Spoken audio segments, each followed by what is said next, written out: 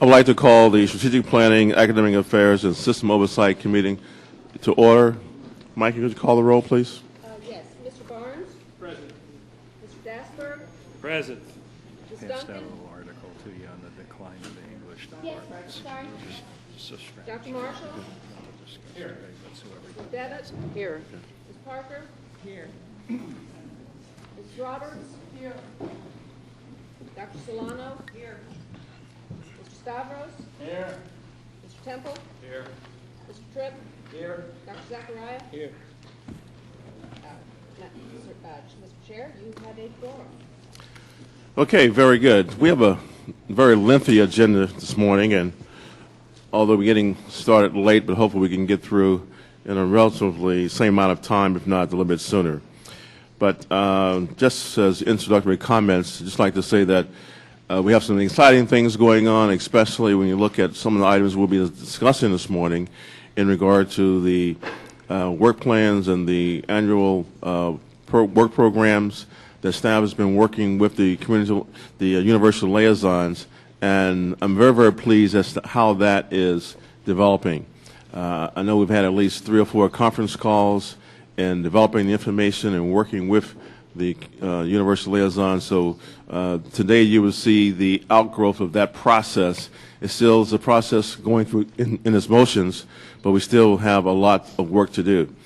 And just as an additional comment, I would say that we will probably be moving forward also looking more strategically and developing the revised, updated strategic plan.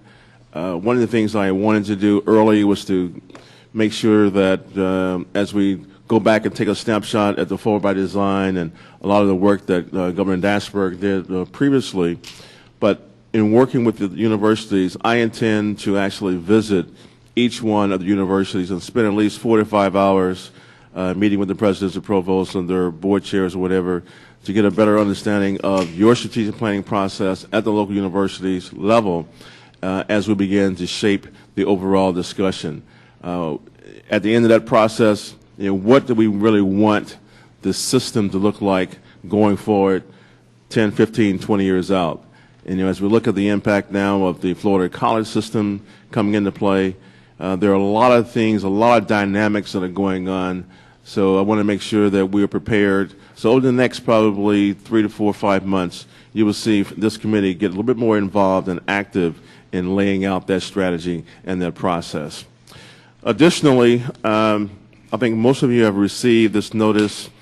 The Florida Chamber of Commerce, along with the Florida Resource Consortium, is hosting a meeting October 12th to the 14th, the future of Florida, primarily economic development, but there'll be a number of our local players and national and state decision makers will be involved in this process. So I would encourage each and every one of us to kind of take a look at this to see, based on your schedule, if you may be able to attend. It should be a very informative session for everyone.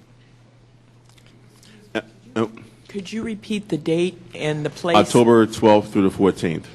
And where? In Orlando. And I'll make sure, I know that the Board of Governors members have received this notice. I'll pass it around. And Mikey, could you make sure that this is passed out also to the university presidents? They can get the email on this as well. Okay, with that, we'll get started. Is there a motion to approve the minutes?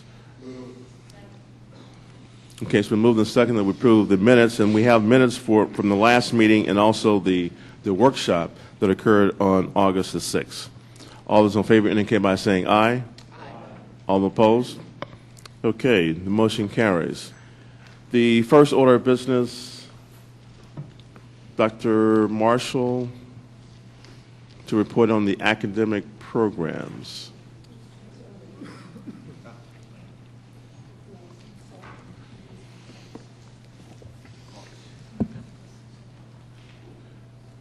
Dr. Marshall. Dr. Marshall. Yes, I will be with you in a moment, please. Okay. Richard Stevens.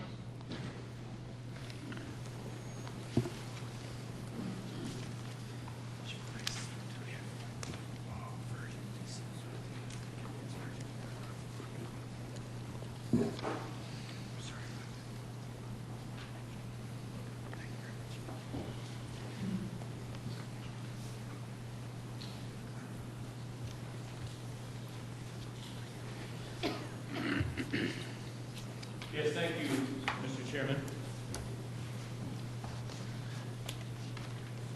And I have some material here that will be of interest to the board, I'm sure. Under academic programs, Florida Atlantic University is requesting approval for the Bachelor of Music with an emphasis in music business to exceed 120 credit hours to degree. This request is being made to accommodate a shift in the credit hours assigned to the required commercial music forum. Previously, a non-credit learning experience, the commercial music forum, has been approved by the FAU Board of Trustees to be a college credit course for each semester that it's required. If approved by our board, this board, the program will be 132 to 137 credit hours to degree, varying by program track. Mr. Chairman, there may be interest in discussion on this point by members of the board or others, and if so, we would be glad to try to answer those questions. Are there any such?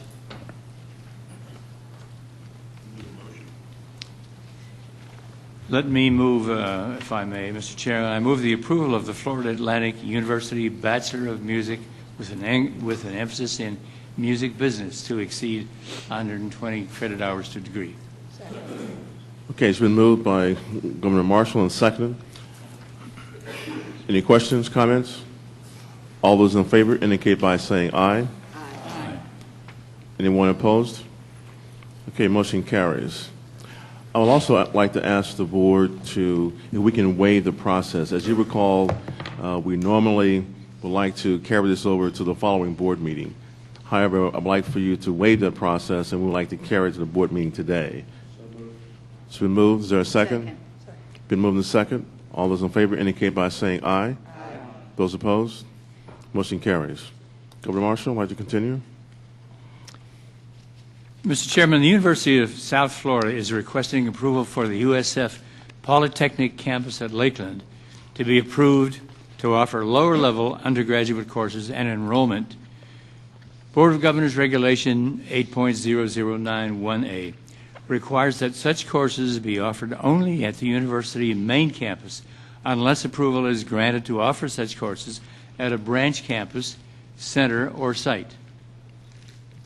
This branch campus regulation was originally promulgated by the Board of Regents prior to the creation of boards of trustees to oversee administration of the universities, and has yet to be amended to reflect the new state university system of governance structure. Excuse me. As a regional branch campus, USF Polytechnic is already encountering situations where the local 2+2 partner is unable to provide some required lower-level courses for specific majors. When the campus opens its new site, it will no longer be primarily co-located with Polk State College, and without approval to offer lower-level courses, its students will be forced to travel across the county to enroll in any such courses they might need. Further, as new degree programs are developed within the Polytechnic education model, this regional campus is expected to become a destination campus for students seeking such programs, and it will begin to attract a greater number of first-time in-college students. The ability to offer lower-level courses at the USF Polytechnic campus is directly related to the long-term goals of USF to increase undergraduate enrollment at its regional campuses. The 2009 Florida legislature established a statutory requirement for the USF Polytechnic campus to achieve separate SACS accreditation and provided USF with additional enhancement funding of $5 million to accomplish this task. This USF Polytechnic campus needs to proceed with hiring faculty initiatives so that the curriculum can be developed in preparation for SACS review and accreditation. Hiring faculty in advance of students being enrolled in a program is standard procedure. A letter of support for approving lower-level courses at USF Polytechnic campuses is provided from the president of Polk State College. However, as both grow into their new roles, one as a state college and the other as a polytechnic campus, it's important that they coordinate their new degree of development to ensure minimal program duplication and to offer a relevant array of educational opportunities in the region. Is there any discussion? Are there any questions on this item? I have a discussion point. I originally, Microphone. I not even need a mic for this. I originally was uncomfortable with the proposal for the Lakeland University, which is now, I guess, called the USF Polytech campus. My concerns were that it would deflect funding from our existing universities, and it has, of course, and we noticed it just received this extra $5 million, and on and on and on. And I think we ought to oppose everything that has anything to do with this campus and starve it. That's my opinion.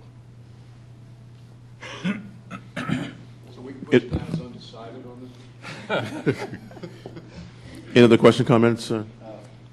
Governor Tripp? I've had an opportunity to talk with some people who are interested in that area, and my understanding is that President of USF has made great strides in reaching out and listening to the concerns of the constituents in that area.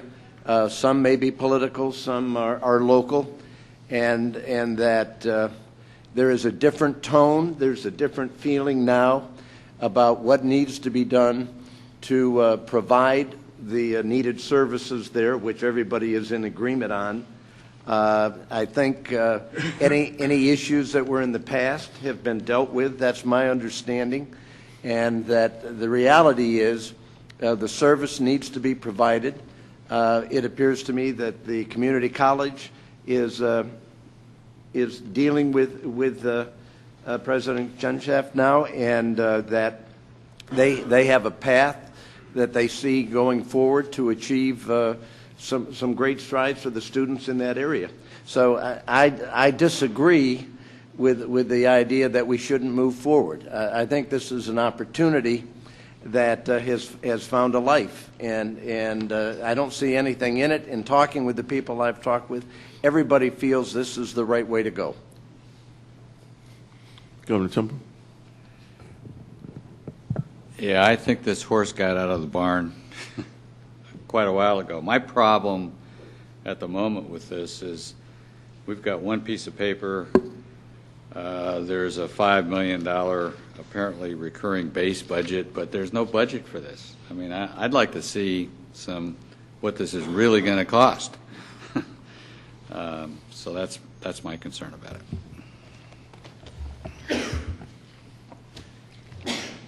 Governor Martin. Governor McDavid? Let me just clarify. I think that there has been a lot of work done, Governor Temple, on the costs associated with this, and that this should have been in the information. I'm sorry it's not. So we can provide that to you. But I think, is this one that needs a waiver? Is there some, because we could then come back under our rule next time with that information if you're concerned about voting one way or the other definitively. But I do believe that due to the unique mission of this particular campus and the need for them to move ahead with the accreditation requirements of the statute, that there are lower level courses that are not available in this community college, or any of them to my knowledge, that will meet the upper level requirements of the Polytechnic mission And so that's where they're beginning, and that's why the recurring $5 million was provided last year, so that this could commence in the planning process and get up to speed in the time frame necessary. But I agree with you that we should very much have looked at the details of the funding.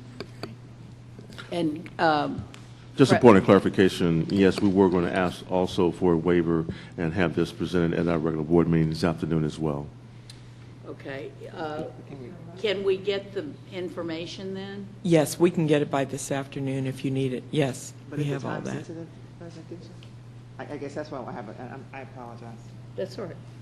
Go ahead. Governor Parker?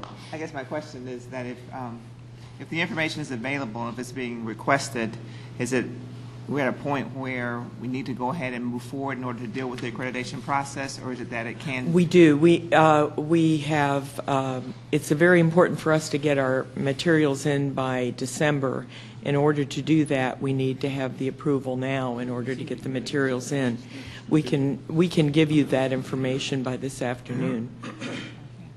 I would like to make a motion that we approve it subject to move it forward to the full board, and if Madam Chairman would let us have a discussion at the full board once we have that material, so that before we make a final decision, we're able to see that to satisfy Can we Governor get it Temple. over by the noon hour? Yes. Been moved by Governor Tripp and second, yes, okay. Been moved and second, so now we have a motion. Okay, Governor Summers? I would like to ask President Genschaft to discuss a little of the no longer community college, St. Petersburg College, Right. and working with St. Petersburg College on this. Have you not, President Genschaft? Yes, we work with all of the different local colleges around. Thank you. I want to bring something up that I sat on the task force that looked at the community colleges moving to 4-year, and I really think that the landscape in Florida has changed. We're no longer, out of the 28 community colleges, 16 have moved to 4-year. So it's no longer the 2+2 programs that we've once had in the state of Florida. And I would expect more to be moving to the 4-year as we move along. So this whole idea of having junior, senior, masters was a good idea at the time, but since the whole model is completely changed, I believe that it's this is just something that Florida has changed, and I would expect that other campuses, other universities with regional or branch campuses would be looking to the 4-year as well as we move along, because the whole landscape in Florida has changed. Governor Duncan? And I guess just from the accreditation issue, from my perspective, I think it's really important we get the accountability and transparency at these regional campuses so we can track the enrollment growth and the admission standards and all those things differently, because they are different animals in what they're doing. So I think it really, we don't want to be something that slows that part of it down, because I think it's really important that we hold the branch campuses, as we do the whole university, accountable for their results and what they're doing with these investment and resources. Just to that point, we did make a change, and we're going to allow the USF to report their campuses separately, so we should be able to track all of that information now by campus, and that is very important. That's right. Call the question. Call the question. All those in favor, indicate by saying aye. Aye. All those opposed? Opposed. One opposed? Make that noted. Okay. We would also like to, again, ask for a waiver and have this brought up at our regular meeting that will occur this afternoon. Like to entertain a motion? So moved. Been moved in second. All those in favor indicate by saying aye. Aye. Opposed? Okay, motion carries.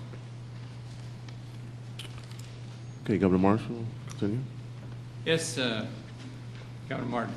Next 3 items are to approve public notice of intent to amend existing Board of Governors regulations related to undergraduate admissions and criteria for awarding the bachelor's degree. The draft regulation with an explanation of proposed changes have been provided in your materials. which I trust we've all had a chance to review. Each amended regulation has been reviewed by the Council of Academic Vice Presidents, the Council of Student Affairs, the admissions directors, the Registrar's Committee, and the university's general counsels. I've been advised by staff that these can be taken up as one motion. So I move, Mr. Chairman, I move approval for the public notice of intent to amend Board of Governors Regulations 6.002, 6.004, and 6.017. If there are any questions about these items, we can discuss them in greater detail. Okay, been moved by Governor Marshall. Is there a second? Any discussion? All those in favor, indicate by saying aye. Aye. Any opposed? Okay, motion carries. Governor Marshall? Mr. Chairman, one other item. The proposed amendment to the Board of Governors Regulation 6.002, admission of undergraduate first-time in college freshmen, phases out the current graduate concordance table used for admitting students earning less than the established system minimum of 3.0 high school GPA. This graduated table allows students to be admitted with a high school GPA of 2.9. Governor Marshall, just a point of order. I think you just approved all three of these. We just approved all three of these. So what you're reading into the record has already been noted at this point. Thank Correct, you for Mikey? pointing that out, Mr. Chairman. Okay. So I think that ends Okay. your report on academic programs. Or Blessed Alert tonight. Thank you. Yeah, thank you. We will now move on to shared services. Governor Ann Duncan. We have one item for consideration of moving the, I think we've had a number of discussions over time, and we're all fairly familiar with the Florida Institute of Oceanography and the resource that it is as a shared resource for a lot of our marine science programs around the state.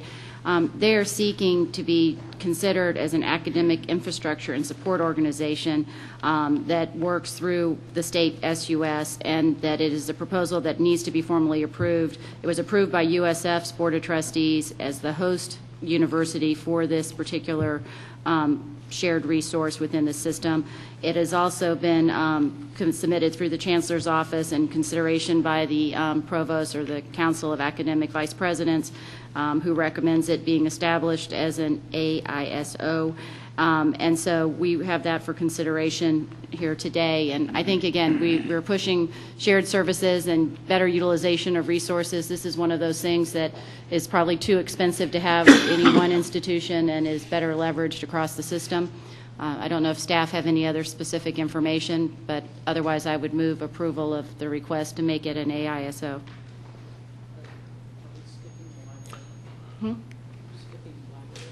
Oh, I'm sorry. We'll come back to that one. Should move in second. All those in favor, indicate by saying aye. Aye. Those opposed? Okay, motion carries. Sorry about that. Yeah, obviously the library and Center for Automation. Dr. Glover, do you want to step up and are you given that overview? This has been really probably one of our greatest success stories in shared services, I think, in the university system. And so please give us our overview. Joe, is there any? I don't need to give a presentation unless there are questions or you'd like one. Okay. Second. All those in favor, indicate by saying aye. All right. Motion. Okay, approved. Okay. All right. I have a feeling we're going to say the same thing on the University Press of Florida, but I know, Chancellor, are you addressing any specific comments on that one? We're on a roll here. Yeah. Somebody prepared to move it? No, I just move in second. I'm sorry, Chairman. For discussion. Just a quick point. Clearly, a lot of work has gone into all of these, and they really are success stories. And I applaud everybody at the universities who have worked very hard on all of these issues, trying to figure out how we can combine and share services for greater efficiency and greater success, and really do applaud it. It's a great example of what I think we can do more of as a system as we behave more and more like a system in the years to come. So I applaud it. Absolutely. So we have a motion and a second, I think. Okay, it's been moved and seconded. All those in favor indicate by saying aye. Aye. Those opposed? Okay, motion carries. All right, moving along here.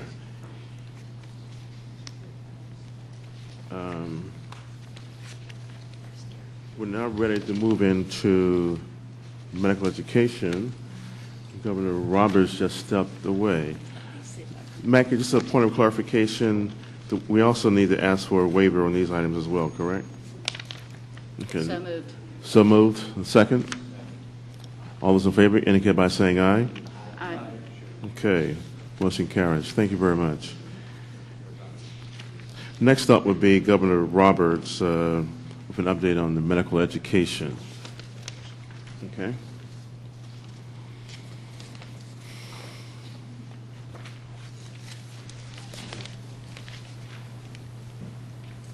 Sorry.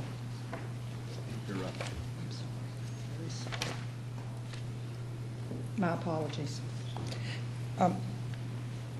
When the board created, were the medical school issues, right, Mr. Yes. Chancellor? Item 5. When the board created the 2 new medical schools in 2006, we noted the need to be involved in all areas of medical education if we're going to improve Florida's healthcare system. The importance of this approach is evident as we watch the federal government's discussion that we're all listening to daily. Like the authors of the SEPA report that served as a cornerstone for this board's decisions, we agreed that increasing the number of medical residency programs in Florida was as critical as starting 2 new medical schools. At this time, I'm asking Dr. Lamont, who authored the report before us today, briefly to provide an overview of the findings. He will also introduce our guest. Thank you, Governor Roberts. Members, I only have 3 points to make about the report, and I will be brief. I don't have a PowerPoint. Point number 1, it is impossible to understand the issue of medical residencies without understanding that it is a national issue with an exacerbated problem in Florida. So that's the first thing that's really critical. The United States is one of the very few developed countries in the world that has virtually no policy with regard to the production or control of production of physicians. If there isn't such a policy in the United States, probably you could point to the issue of residency caps, which is a 12-year-old law, a federal law, which capped the number of residencies by state that Medicare would pay for, and which, again, has resulted in Florida, a growth state, being 46th in the nation in terms of medical residencies per capita, putting it right alongside North Dakota, South Dakota, and Mississippi. And this is particularly problematic at a human point of contact because it's also medical residencies that provide approximately 75% of the care for indigent and underinsured Floridians.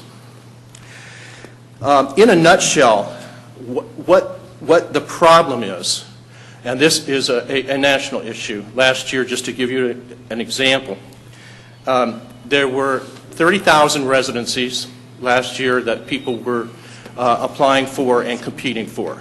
There are roughly 2 groups of people who apply for these, and the groups are about the same size, about 15,000 4-year allopathic graduates, people coming out of United States medical schools. The other half is primarily either people who have graduated from international medical schools or Americans who have graduated from offshore. Now, what happens with the patterns is that when it comes to matching residencies, 93% of the 4-year allopathics get matched. And that is a trend that's longstanding. It's gone for at least 30 years in this country. It hasn't changed. Approximately half of the internationals are matched, almost exactly half. So what is going to happen in the country and what then will happen in the states in the country is this. Those two pieces of the pie, absent any increase in medical residencies, will only see a greater number of four-year allopathic graduates in placed residencies and a fewer number of international students who are placed in residencies with no net addition of board-licensed physicians. Dr. Lamont, what was the percentage you just said of allopathic placement? I didn't hear you. Approximately 93%. No, you just said what will happen now is? Oh, what will happen is, as our allopathic programs, as more are created, which is the AA, the American Association of Medical Colleges, and everybody is saying to create more medical schools and to also increase the size of existing schools, we will have more graduates from the four-year allopathic. Therefore, we will probably see an increase in the numbers who will be matched, but we won't see a net addition of board-licensed physicians, not without the addition of more residencies. With regard to point number 2, with regard to Florida, our residencies are well filled. 97% of our residency slots in the state, both with regard to the ones that are sponsored by state university system institutions and those that are sponsored by others independent institutions, are filling at a 97% rate. However, approximately 60% of the graduates currently of our medical schools in Florida are moving out of state to do residencies, and only 1 in 4 of the graduates of Florida medical schools are going into what might be called the targeted or critical areas. Primary reason for the latter is that there is up to a $3.5 million differential in terms of lifetime's earnings, depending on the specialty that you go into when you practice medicine. The third point and the last point is that help is likely not on the way from the federal government. We have been watching and working with Florida legislators in Washington, D.C. For, in fact, the last year at least, numbers of letters that have gone out. What is happening there changes day by day, but it would appear that at the end of the day, as we get closer to trying to bring the massive health reform issue in for a landing, that the size of that reform, the price tag of that reform, is making it more difficult to tack onto it the $15 or $18 billion fix that it would take to increase substantially the number of residencies in the United States. Senator Nelson knows this. He has been fighting very hard in Washington. As a matter of fact, Chancellor Brogan, I think, was on the telephone with him on this very issue just a few days ago. So the Chancellor has been well advised and has certainly hit the ground running on this issue. I would also be remiss if I didn't commend Governor McDevitt, who has been keenly interested in the issue and has traveled around the state meeting with physicians and other experts in this area to learn more about it, to see what we can do. In my opinion, we cannot really wait for the federal government to solve the problem. I think that there is recognized around the state now a level of interest on the part of the Board of Governors, which is heartening to see, and that Senator Peden, for example, who is keenly interested in this issue, has invited us to come to the table and to work with him to craft legislation whereby we might do some incentive programs in the state of Florida with regard to critical areas or keeping people in Florida. And finally, I would like to just introduce 2 gentlemen to you who have been extremely helpful to me, I think probably also to Governor McDevitt. The first is Dr. Anthony Silvani.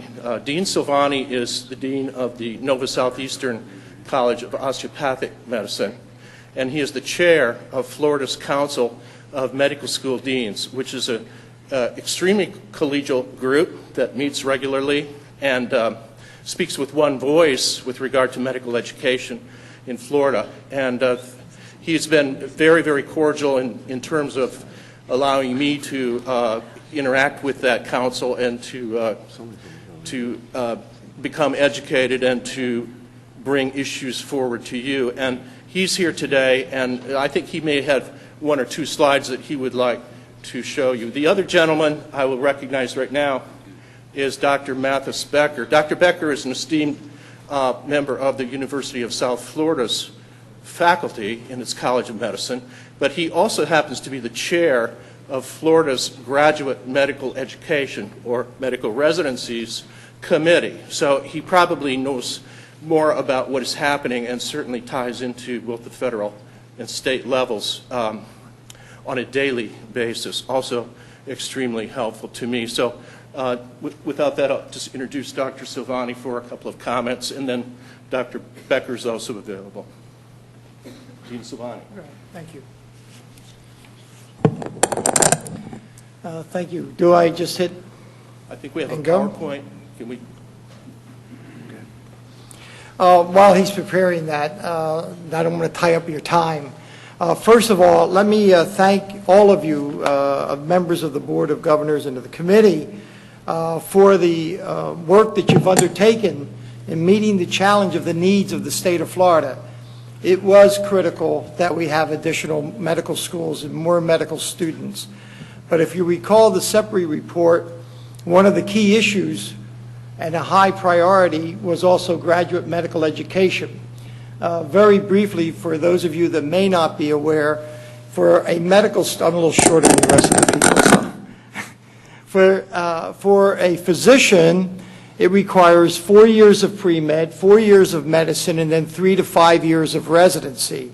What Dr. Lamont was talking about in the salary difference, to become a dermatologist is a total of 12 years, and to become a family physician is a total of 11 years. There's 1 year difference with an average income difference of over $4 million in a lifetime. So that is what he was talking about when the trouble with primary care.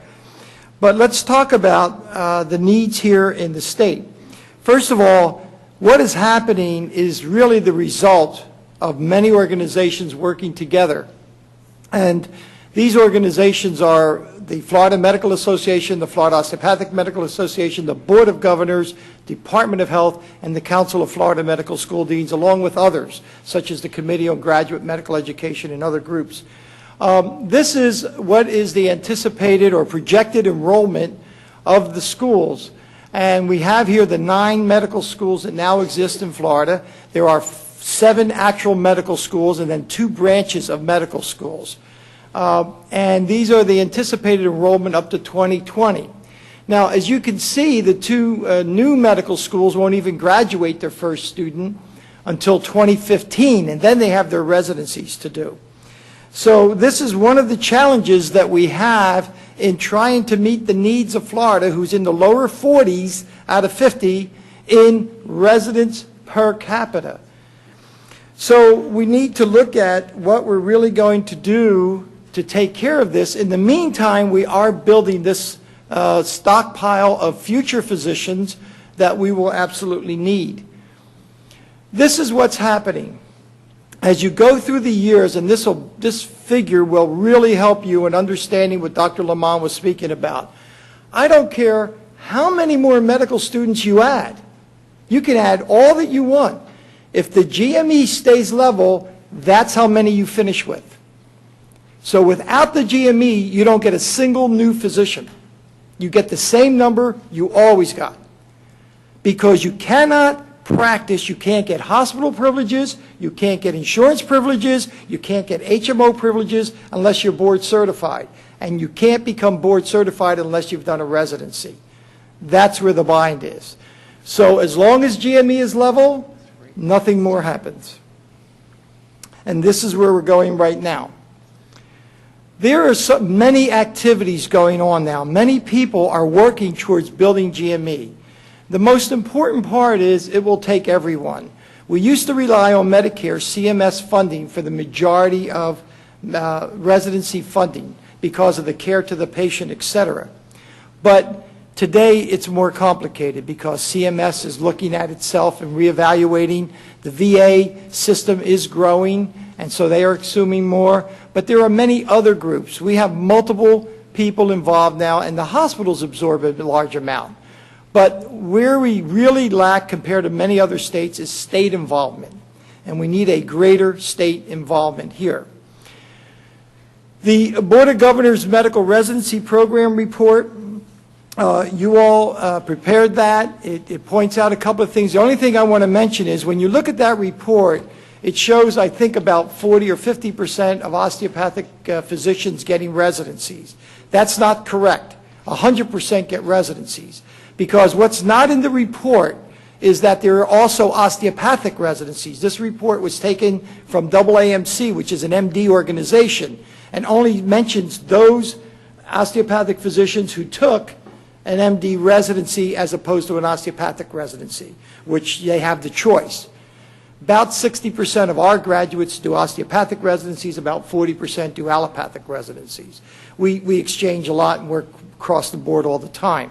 So when you see that, don't get confused with the international graduates who have no other choice. That's all they have.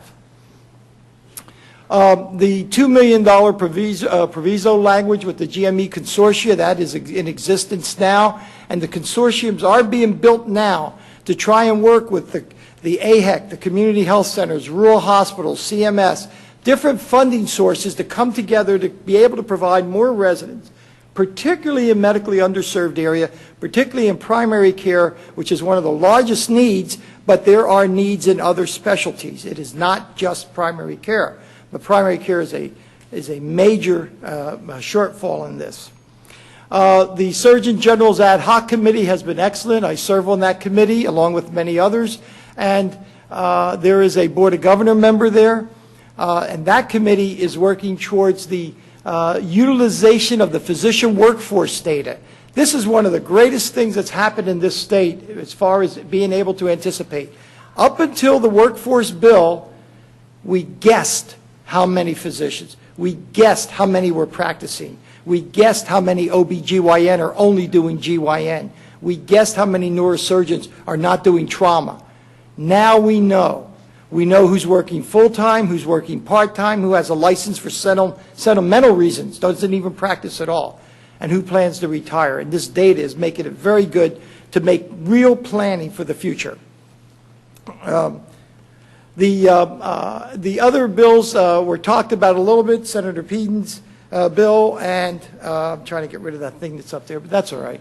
And then the federal is moving along a little bit, but we don't know where that's ever going to go. Let me just give you a few pointers real quick. What does GME mean to our community? What does it mean to our state? First of all, it was pointed out, over 70% of the care to the medically underserved and indigent is done by residents. We cut back on residents, we cut back on care. We don't grow. As our population grows, so does every portion of the population. There are more medically indigent. The economic situation today has increased that. They take the care. They provide additional care and coverage in hospitals and in their continuity clinics. This is also important because this way there is more care in these hospitals. And recent studies showed that the hospital stay is lower in hospitals with residencies than in hospitals that don't have one. And also what's important is that there's a decrease in lab work. Everyone always thought, oh, there'll be more tests, it'll be more expensive. This recent study showed that's not true. There is also the ability to get the shortage of physicians filled quicker because with GME, you get them in 3 to 5 years. They don't have to come from a Florida school. They may or may not. They can come from anywhere. But we will be able to do that quicker. And with the physician workforce bill, now with data, we now know what residencies to fund. The final thing is that it's very important to not focus on where our Florida graduates go because some of our state schools have been faced with this. The reality is a residency by accreditation and by design wants diversity.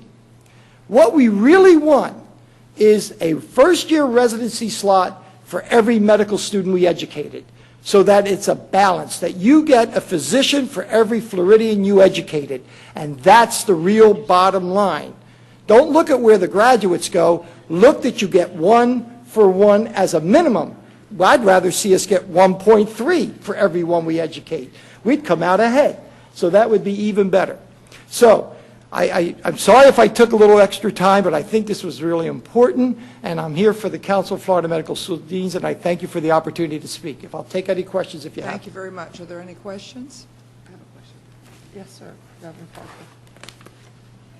Can you make a, I'm sorry, before you leave the podium? Dr. Scott, don't lose. Would you, would you like to wait until Dr. She has a question. From the last presentation, I have a question. Yes. You just indicated that research has shown that there's a decrease in the amount of lab work as well as a decrease in the hospital stay when there are more residencies offered at a hospital? No, when there are residents in a hospital, Okay. the care is more consistent over the 24-hour period is the basis of it. Also, the currency of the knowledge, because the physicians are, it's a learning environment, and they found that the patient stay is shorter, which saves us money. Right. And also is better for the patient. The longer you're in the hospital, the more risk you have.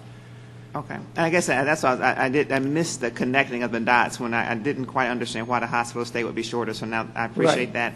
And you said there's also a decrease in lab work? Right.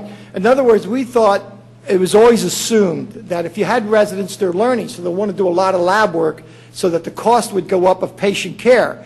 The study that came out about 2.5 years ago showed that actually lab work is lower because they are more current in their training. They share it with the attendings and help, they're part of the the continuing learning that all physicians go through, and they find that the lab work is more specific, more pinpointed, and so there's less of it.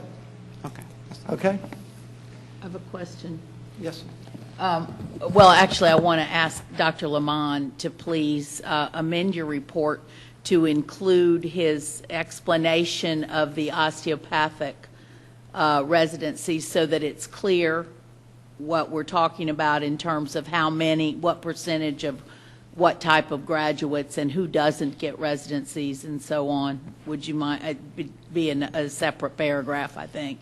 And my next question to you, Dr. Silvani, is I'm looking at this list of current GME activities in Florida, and I kind of understand all of them except for the $2 million proviso language. I'm not sure I know what you're talking about there.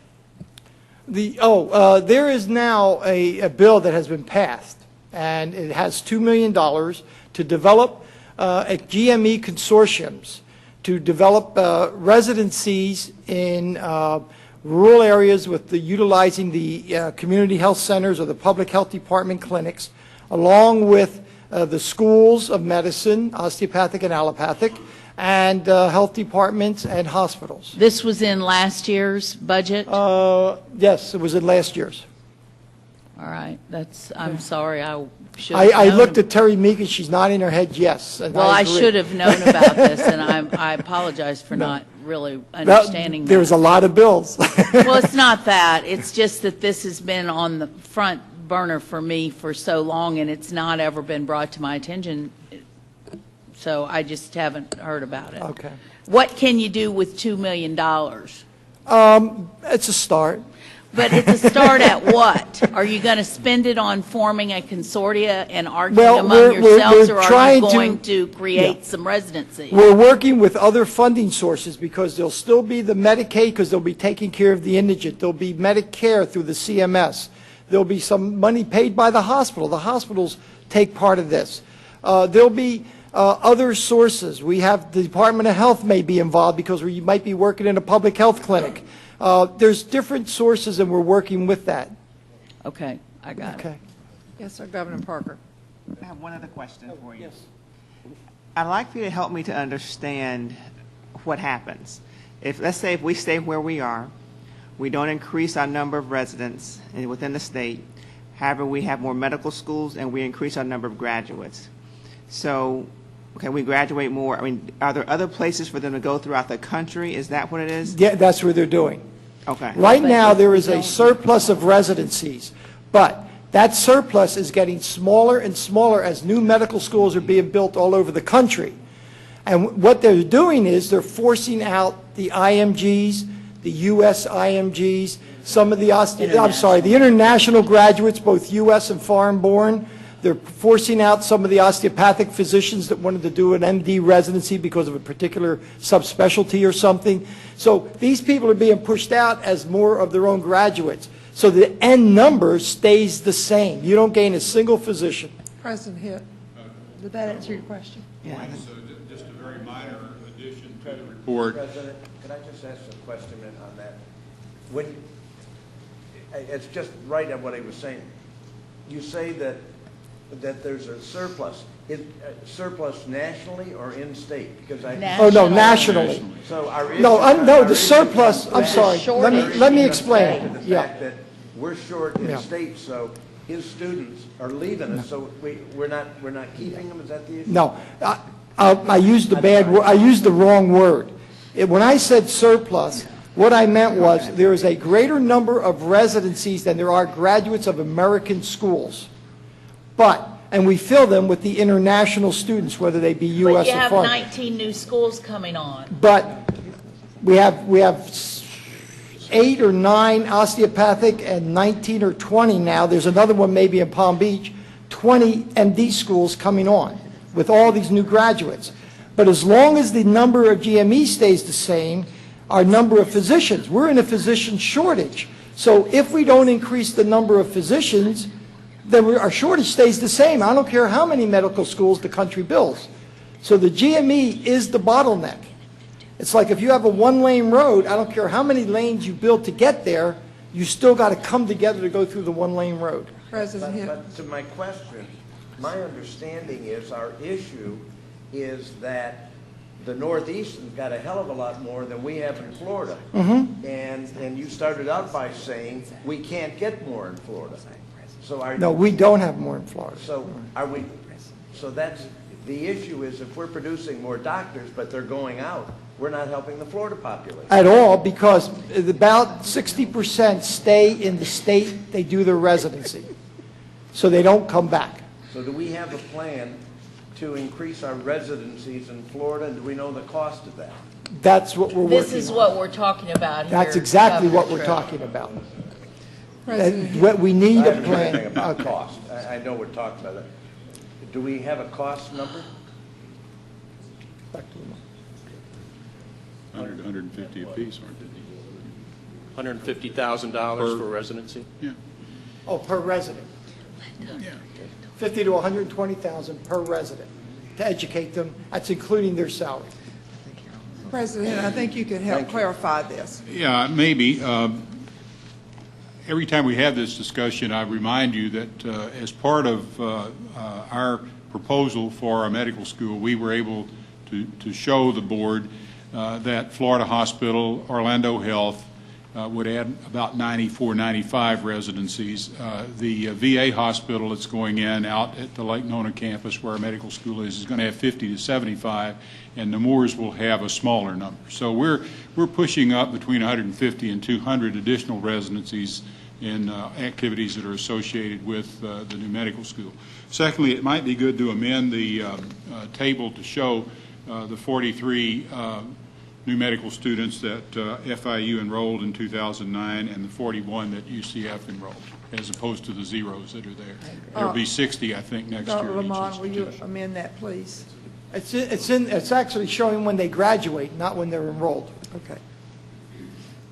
Governor Zachariah? Well, then don't label it enrollment. Let's just clarify it for the let me record, try to please. clarify. Let me try to clarify some. When you say a surplus of graduate medical education, you assume that all this graduate education slots are vacant. That's in a general sense that is true. But the reality is, when a medical student spending 4 years and has a big debt, he or she has to make a decision That do I want to be a general practitioner making $178,000, or do I want to be a specialist making $475,000? When he or she makes a decision, they make the decision, where do I go for my residency program? For example, if you look in your, I don't know which page it was, most of the U.S. graduates like to go into anesthesiology, plastic surgery. There may be only 20 slots of plastic surgery in the state of Florida. You can say all you want, but the reality is that they're not going to stay in Florida because there are no residency in plastic surgery. There's only so many residencies in anesthesiology. So they go elsewhere. And even if you choose, let's assume that you chose pediatrics. Any fellow who is finishing his or her graduate studies, undergraduate studies at University of Florida or University of Miami or at Nova University, they're going to go to the best program they can get into. That's right. And their best program may be at Harvard or Hopkins or Cleveland or Lehigh Clinic or Shands Hospital. They are not going to take a program in South. They are not going to take a program in Bachula, Florida, or in Orlando, for that matter. They're going to go to the best program they're going to go to. So even though there may be a surplus of graduate programs, they're not in the specialty that they want. Now, the reason they're filling most of the residency because there are so many international graduates, they're willing to take those. They are willing to take those slots. There are a lot of family medicine, rural medicine, that a lot of the U.S. graduates do not want to go. It's all in your, your data shows that majority of the U.S. graduates do not want to go into do not want to family medicine and some of the specialties. So even though there may be a surplus in Florida, it is not the kind of residency that the U.S. graduates want to go to. Do you understand? And that's the issues. A great philosopher said there are many simple solutions to complex problems, and most of them are wrong. This ain't going to be fixed now. It's not going to be fixed 20 years from now. Unless there's a socialized system where you tell a doctor, you graduate medical school, you're going to spend the next 20 years doing rural medicine and nothing else. Otherwise, you're not going to get paid.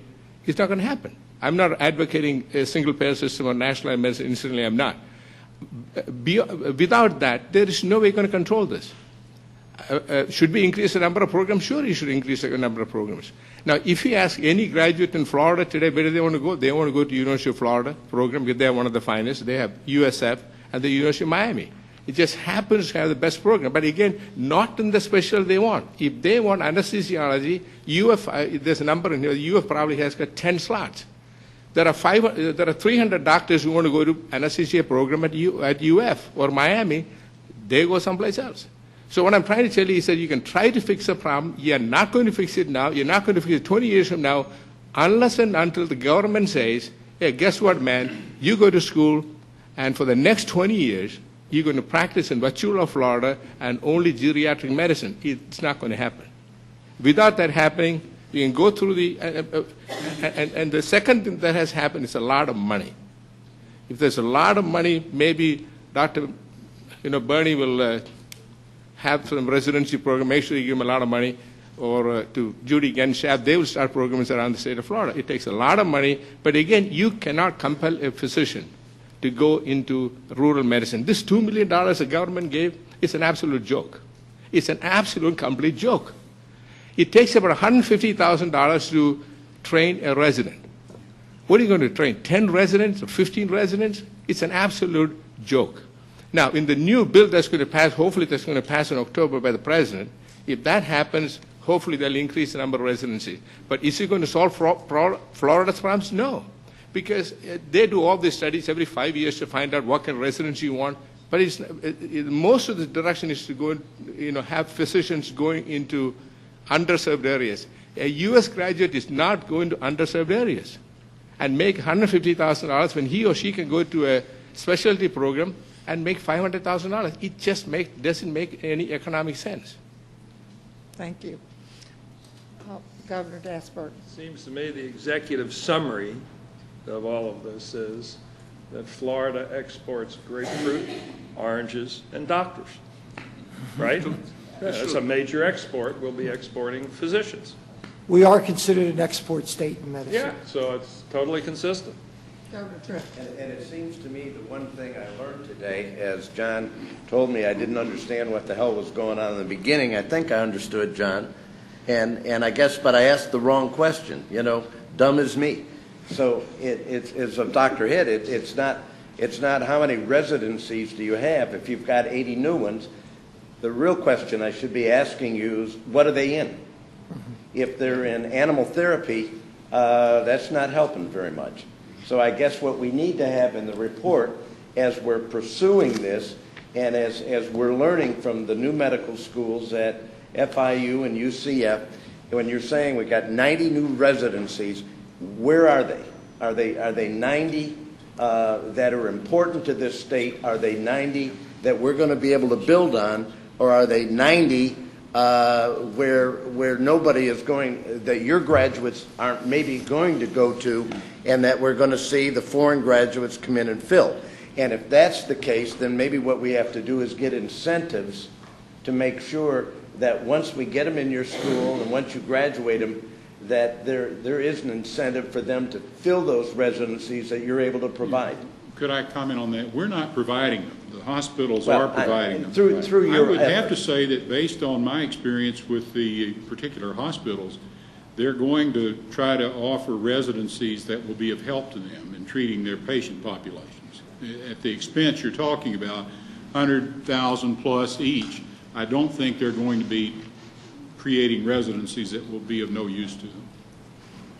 Chairman McDivitt. I was going to try to save this until Dr. Becker had a chance to speak, but I want to try to focus where we're trying to head here, because the reason that I asked Governor Martin and Governor Roberts to put this specifically on this agenda is because right now is a very critical time in our country with the health care reforms being debated in Washington. There may be a window of opportunity for us to make our case to be able to try to begin to resolve this problem. I agree with Governor Zachariah that we're not going to cure it, but we may have an opportunity. And so what I was trying to do was to focus everybody that's got a dog in the fight to try to come together, and perhaps we as a state, being led by our university system, which has more of the medical programs than we've got a whole bunch of them here, but we have most of them, and that we try to meet with our congressional delegation and get them focused on seriously trying to help us, because the legislation that's pending that got adopted in the House Comprehensive Bill and that which is being considered in the Senate is not going to solve or even begin to solve the problem for us, because we are, the way that they've got it done, and I'm not going to get into too much detail, but if you happen to have any unfilled residencies, you get pinged for it. And so we've got a few, not many, and it's because they're not in the right stuff or they're not located in the proper place. And so we as a growth state have a different story to tell on that. But the second problem with the pending legislation is the fact that in the House bill, they're required to be in primary care. In the Senate, as I understand it, they're focused in primary and community-based care, which is not going to solve the issues or address the issues that we've just been discussing, and that is the choice of these graduates when they seek to do the residencies. And so we really need to get in there as a group and as a state and make our case before the time runs out. So that's why we're having this discussion now, and hopefully we can quit talking about it and we can get together. And just one more point, Governor Dasburg, I know that some communities, like the city of Jacksonville, for example, considers this graduate medical education and additional residencies as their #1 economic development activity, because it does bring to their communities high-paying and well-educated people, and they are in desperate need in their public hospitals to have people to address those who, the indigent population. And so there's another constituency that can come along with us. The hospitals that support these residencies can come along with us. I'm all for going to Florida and attempting to have Florida begin to fund certain of the things that are already statutorily in place and to look at other things. But at the federal level, that's where the majority of these residencies come from. And now is the critical time if we think it's important enough to move ahead. So that's why we're having this conversation. That was the focus I was trying to get on this issue. And now it's up to us to decide whether that's something we want to do. And I apologize, Dr. Becker, for interrupting your thing, but I wanted us to be thinking about where we're headed. Go. This issue has been before the Board of Governors for a number of years now, and we have seen the same analysis. And I thought previously that we had taken this issue to Governor Jeb Bush at the time, and that it appeared to the governor and to us that this was basically a Southern strategy. That is, that the growth states were frozen out of residencies, and as a consequence that we needed some type of an alliance with Texas and Louisiana and Arizona and other states because they have the exact same residency problem we have. And I would just urge that we continue to look at this not only as a Florida issue or an intra-Florida issue, which you don't. You look at it as a Florida issue, but maybe this is more of a Southern issue because it's those Southern growth states, of which we're one, that has been absolutely frozen out 12 years ago. Well, then I would say, I apologize because no one had, I don't remember that, but you're probably right. And so I would suggest that we begin to make calls to try to see if we can get even more support going for us, because if it's as big a problem in those states as it is in this state, then we've got a lot of power. And we really need to focus on it because we're making huge investments in medical education in the mature schools and our new schools. And even though every student we graduate is not going to stay in Florida, and I agree with Dr. Silvani, that's not necessarily what we want them to do, but we want enough residencies to get people to come so that we end up without a net loss, because our investment is significant, our citizens deserve better, and we need the health care. And, you know, when we first started this, we thought that residencies would cure it and we didn't need new medical schools, but now we know that's not true because of the aging population of physicians, and all manner of other things have happened. So now, because we did 2 schools, right behind us came 19, 20 more. So we were smarter than we thought we were, and we've done the right thing. Now we need to make sure that we protect our investment. And I would ask staff and the chancellor to please see that we contact those states and see if we can kind of coordinate something that will get us moving, because we can't waste any more time. Thank you very much, Madam Chair. And again, just to echo, I want to thank the Board of Governors for the opportunity to start to address this issue, and particularly Governor McDevitt, with whom I've had the opportunity to respond to her outreach, excuse me, to even better understand what we're talking about.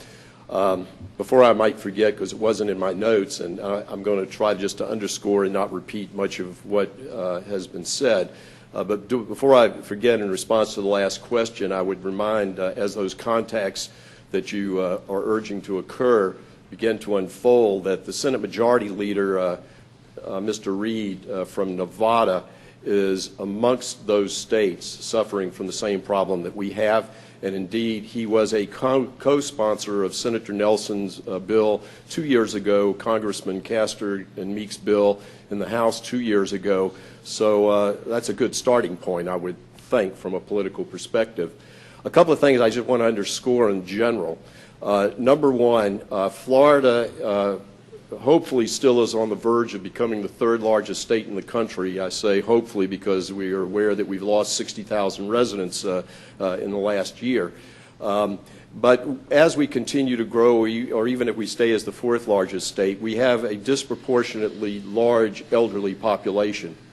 And that elderly population is living longer, and so there will be increasing demands for medical services. Flipping to the issue of graduate medical education as how it relates to that is that presently, as Dr. Silvani pointed out, we are amongst the lowest of the, in the lower 10 of the 50 states in the number of residency slots we have per capita. We need to get to the national average as of today, approximately 2,700 additional residency slots. We are fortunate in the state of Florida, particularly in our primary care areas, that our graduates stay in the state of Florida at a higher than the national average, whether it's because we've got nice beaches and palm trees or lots of sun, I don't know the answer. And so we have a good response with our primary care residents staying here. And we fit in at about the national average because we know that residents tend to stay within about a 75-mile radius of where they do their residency, statistically speaking. So we have every reason to want to be able to attract our residents to stay in Florida and be available to meet the workforce demands that we're going to see as our state continues to grow. In response, Dr. Zachariah's comments are right on target. We will never have the ability to direct what type of a residency any student selects. Many factors that are involved with that, whether they qualify for a residency at Harvard, even though they might want to go there, but aren't accepted there, and therefore end up in a residency amongst the others that they have selected for their match, hoping that they will even get matched to a residency in some incidents. But again, we have a unique problem for the state of Florida that requires our having to take advantage of the issue now being discussed in the context of health system reform. If we anticipate at a national level ensuring an additional 45 million people, we better quickly try to understand how we're going to provide access to those people other than through the emergency room. With a physician workforce that can meet those needs. And Florida needs, because of our peculiar problem here, we got into the medical education business very late in 1957 with the University of Miami, shortly followed by the University of Florida. And then in 1997, with the federal government capping the number of slots, we are stuck in the mud and unable to respond to what will be a growing demand for medical services in this state. And so I particularly appreciate Governor McDevitt's comment and urging the need for us to prevail upon our Florida congressional delegation to understand the importance of the issue. Presently in the House bill, H.R. 3200, there is language that deals only with the creation of more primary care residency slots. And while we don't suggest that we don't need more primary care residency slots, we are also well aware that we need more specialty slots to meet the service needs of our citizens here in Florida. On the Senate side, in the Baucus markup bill that just came out recently and has some 500 amendments waiting in the wings, Senator Nelson, Congressman Castor, and Meek's language that was in their original piece of legislation earlier in this session that got gutted, some of that language does reappear in the Baucus bill, but only adds to an emphasis on primary care residency slots growth, the addition of general surgery residency slots, which we need, but still leaving us out with the ability to expand other specialty areas that we know we must have the availability to meet the medical needs of our citizens. So with that, I'll be happy to answer any questions without becoming repetitively repetitive, hopefully, with some of the previous comments of Dr. Silvani. Thank you very much for the chance to address you. Very good report. Are there any questions? Any questions on different issues that Dr. Becker could help you? Yes, Governor Zachariah. You know, Matthias, in page 14, it says that out of the U.S. graduates from Florida, the number of people who went to residency, to primary care residency, is only 26%. These are the Florida medical school graduates. It's a very small, only 26% went to primary care. That includes OBGYN. And close to 74% of them went to subspecialties. Your point that you made, unless, it's the Jerry Maguire comment, show me the money, unless primary care physicians can see that they're going to be compensated at a level commensurate with their education and needs, you, as Dr. Silvani pointed out, you can build as many more primary care residency slots, throw a party, and it's questionable as to who's going to come. Governor And Parker. that is not readily addressed in much of the legislation that's out there at the moment. Thank you. Governor Parker. For the record, Dr. Abel, I would think in the kind of way we're going, based upon what I understand the model for FSU's medical school, then is that the idea that we would have additional slots for primary care residents would be a good thing. Is that true, or I guess I wanted to get your comment on that?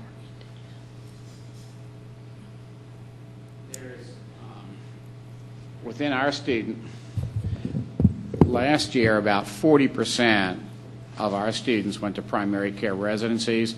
The year before, a little higher than that. And I don't know how that would play out.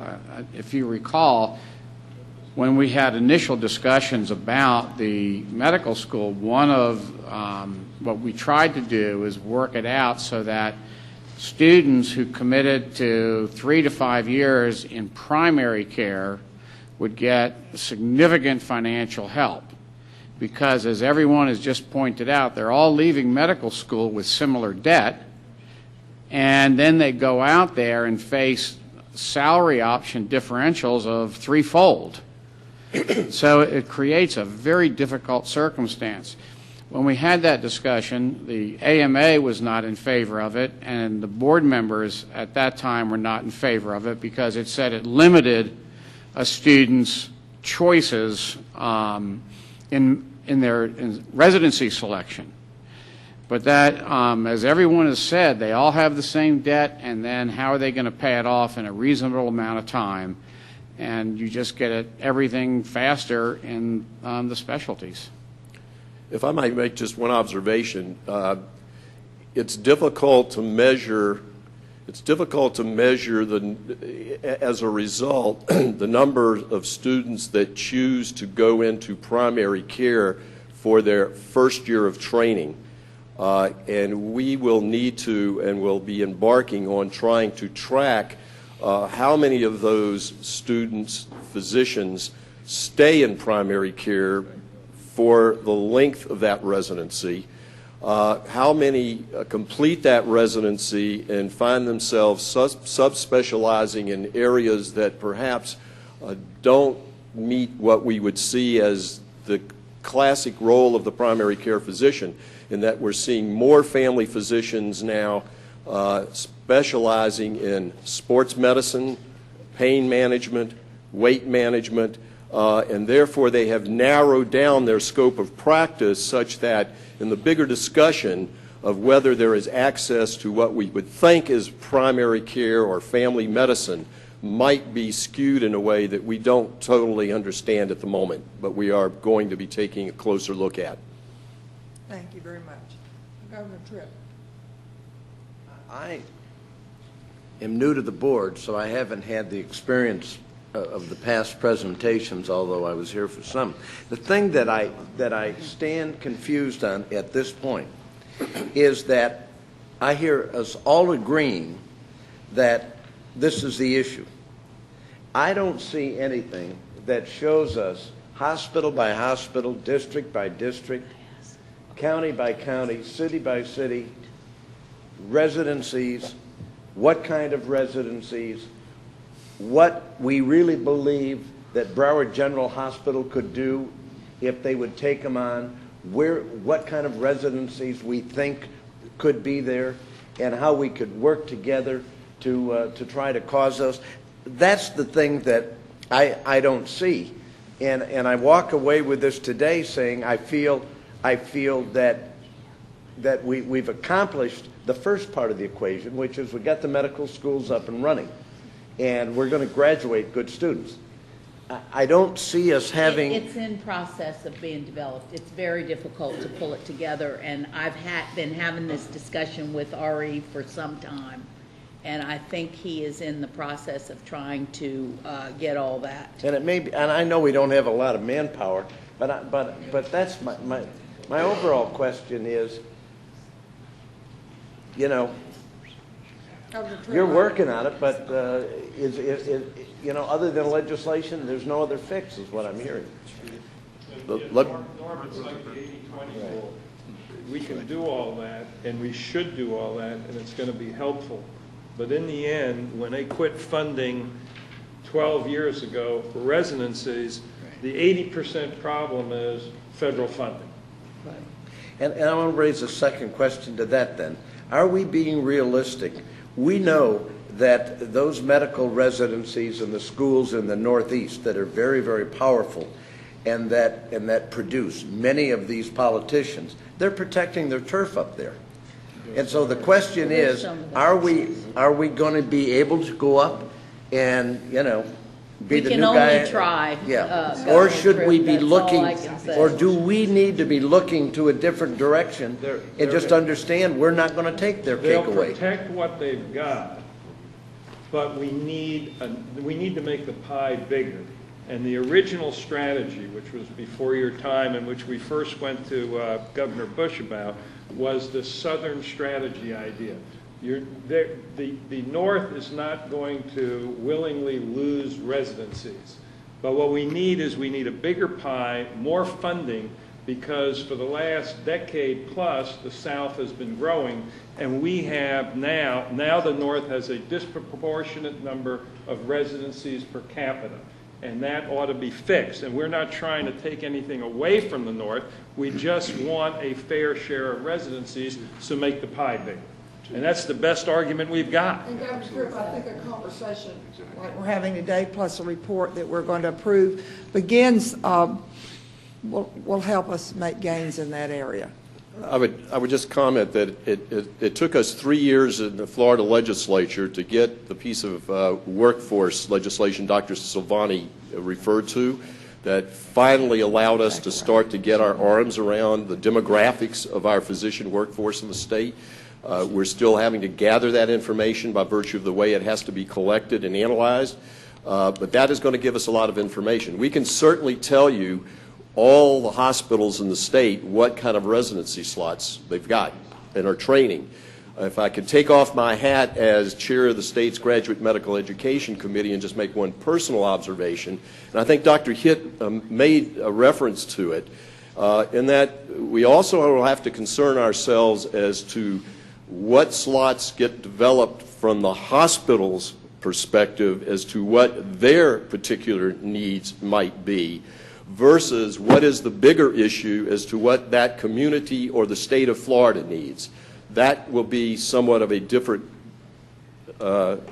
difficult political issue, but is one that's going to have to be addressed, because if we were just given another 1,000 slots tomorrow and the hospitals decided they needed another 1,000 plastic surgeons, we will have not accomplished for the best interest of our citizenry. Governor Zachariah, did you have a comment, and then we will end this discussion? You know, Norm, to answer your question, to get an information by hospital, by district, what residency program you have, it's just for academic reasons. Because residency programs are allotted by a matching program. Let's assume I graduate from FIU next year, and FIU, I love FIU, and I want, and you know, the president comes up and says, "Hey, I want you to stay at FIU." That sounds great. I love FIU. Doesn't make a difference whether I love or not. There's a matching program. I'm going to match. I may decide I want to go to Leahy Clinic for the same thing, or I want to Mayo Clinic or Cleveland or Hopkins. I rate the way I want to be rated. They rate me the way they rate. Then that's where the matching program happens. So learning about what hospital has no, it's just purely academics and no practical value whatsoever. Because a student out of Florida or Miami or FSU or whichever school it is, it's do a matching program. So the school doesn't know who they're going to get, and the kid doesn't know where he or she is going to go. Thank you very much. Just to close here, if I could, I think tangentially it is helpful to know that, Governor Zachariah, only in that you want to know what kind of residencies you want to aim to create. And I think that to part of what Governor Tripp was talking about, what we need to do is to try to engage hospitals in this effort as well, because they sponsor so many of these residencies, and it's very important that we have all the players involved. It's going to take a lot of work to get the various constituents involved in the process, but we got to move on it, because right now they're going to pass whatever bills they're going to pass up there, and if they pass a bunch of primary care residencies and that's all we get, it's not going to be very helpful to us. So we need to get ourselves involved in the most effective way we possibly can. And I do want to remind you, when we adopted the resolution to create the 2 new medical schools, one of our requirements was that we work towards, as a group, new residencies in Florida. That was key to the whole thing. And we need to work at the state level, yes, but right now it's federally focused. And I think that maybe we don't have the clout as of the Northeast people, but the only thing we can do is try. That's all I can say. We can do the best that we can, and we can try to align ourselves with these other states and see if they will go to their delegations as we're going to ours, and then we all get together and press, because we stand for a lot of population in this state, in this country, and it's very, very important to the investment we're making and to the health of our citizens. So that's all I have to say about it, but I hope that we can maybe get a sense of the board here, Governor Roberts, as to whether they're in favor of proceeding along these lines. And I want to thank you, Chairman McDevitt and Chairman Martin. They have been very enthusiastic in directing us to have this conversation. It's very timely. This is something that directly affects the health of the citizens of our state. So I think it's important and should be a priority of the board. And with that, I would like to move that we accept the report with the changes that were reflected in the conversation. That would be item 1. I'd like to move that. Chairman. Second. Second. It's been moved and seconded that we accept the report with the changes that have been identified earlier. Yeah. And I would like, excuse me. All those in favor indicate by saying aye. Aye. Those opposed? Motion carries. And I'd like to request you, Chairman Martin, that you continue this conversation at another meeting, and that we have the questions answered, and the board keep it as a top priority in your strategic planning process.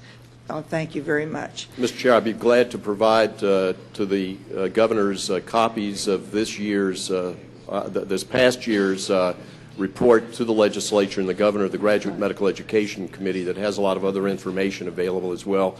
We're just starting to put our report together for the next year.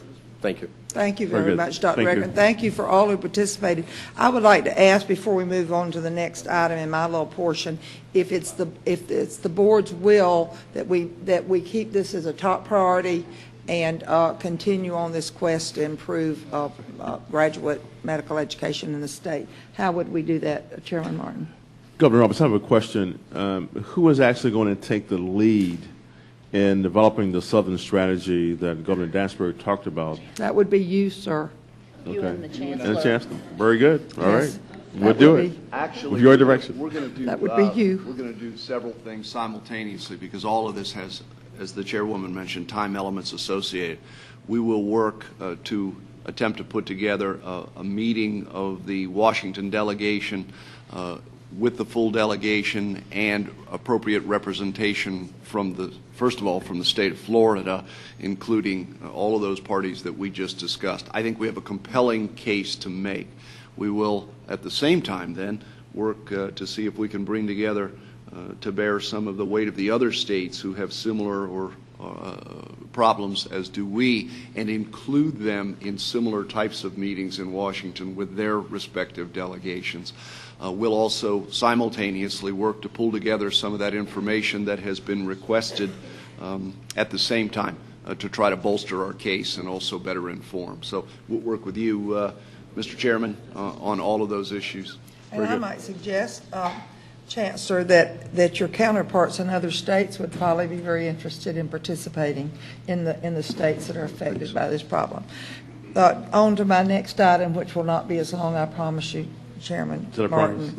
The next item takes us back to when the Chancellor Rosenberg created a medical education funding work group under the leadership of President Manchin. We directed the work group to create a formula for per medical student funding. In the meantime, the legislature has asked us to do the same thing, as well as to create a new reporting structure that will make it easier for everyone to understand state revenue, expenditures, and outcomes for our MD programs.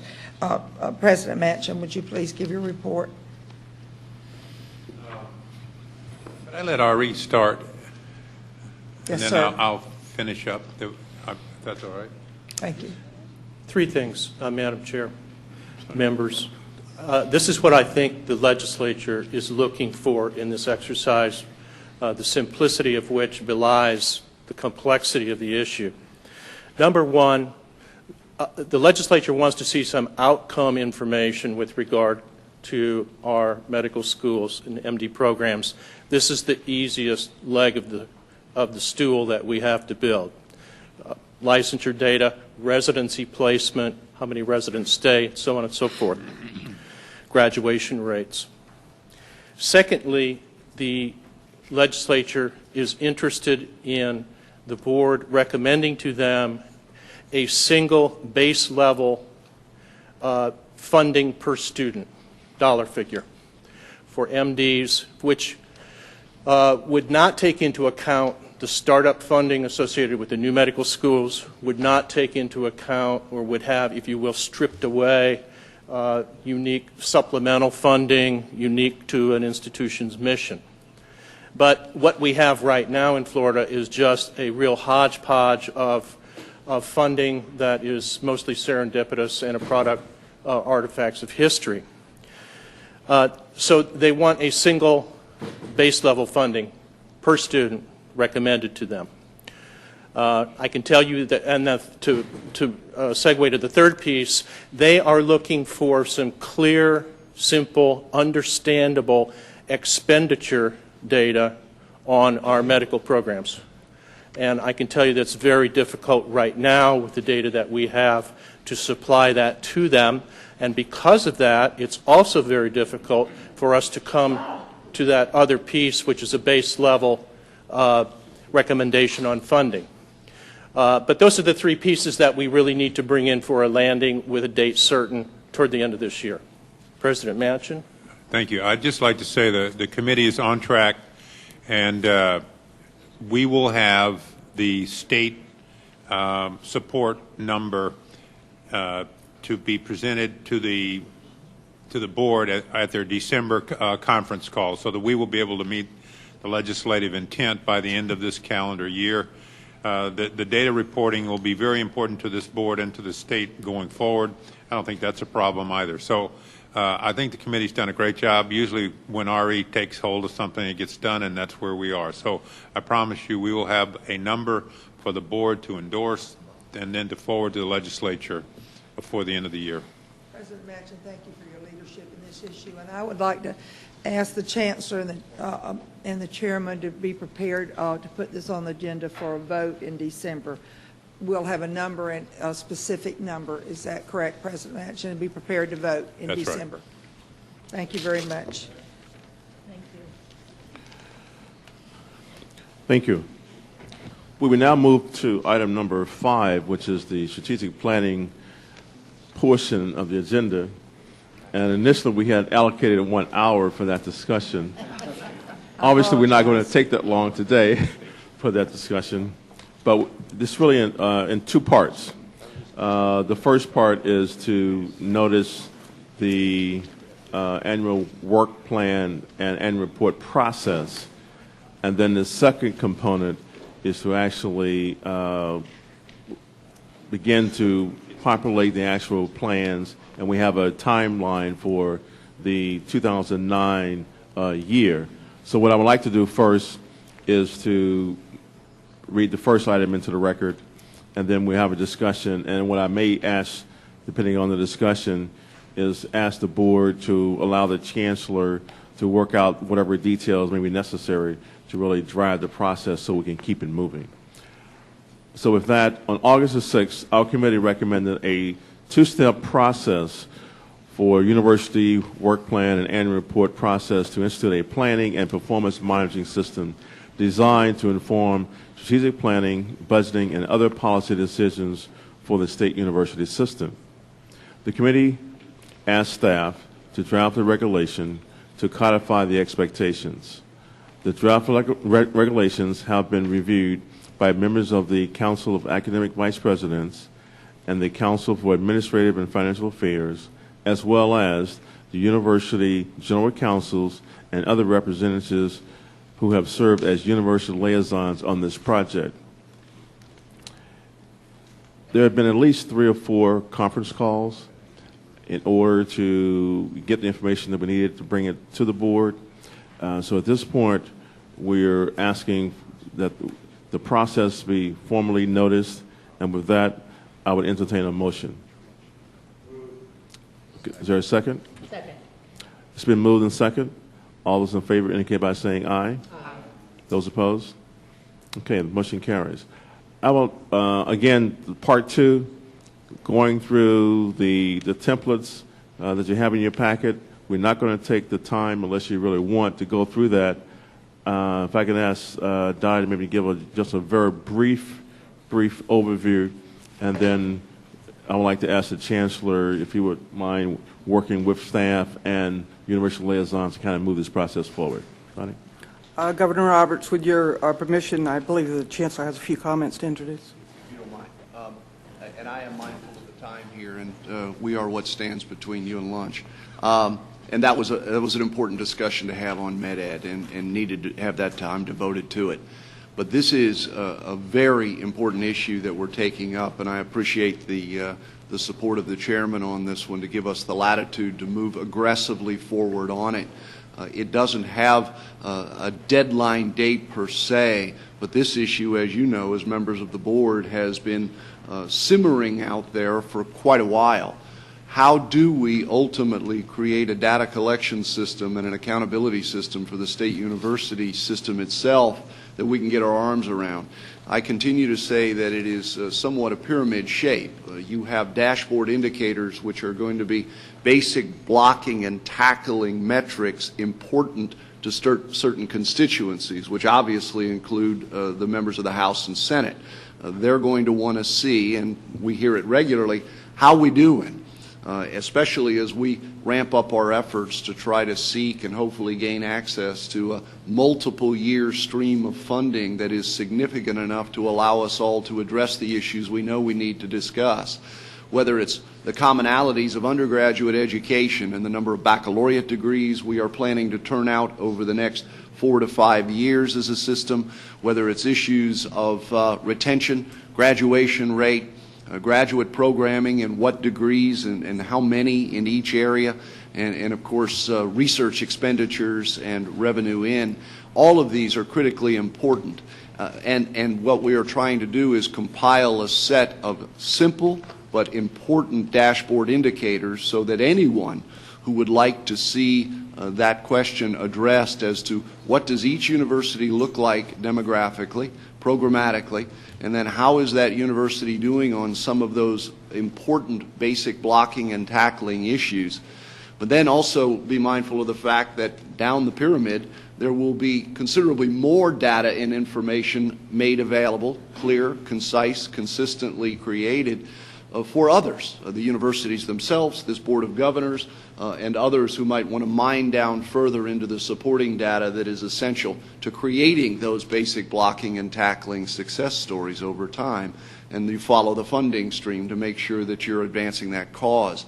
So what we have continued to evolve to try to do, with great input from some of you, I know Governor Dasburg gave us some great input just the other day about tying it exactly to the strategic plan and making it clear that these aren't just random issues we're dealing with by way of metric, but this is what should be driving and be driven by our strategic planning initiative as a state, so that each university with their strategic plan will clearly and concisely and consistently funnel into the state's strategic plan for the state university system. Now, all that to say this, and again, mindful of the time, Dottie, working with all of you, working with others out there, have been working very hard on this issue.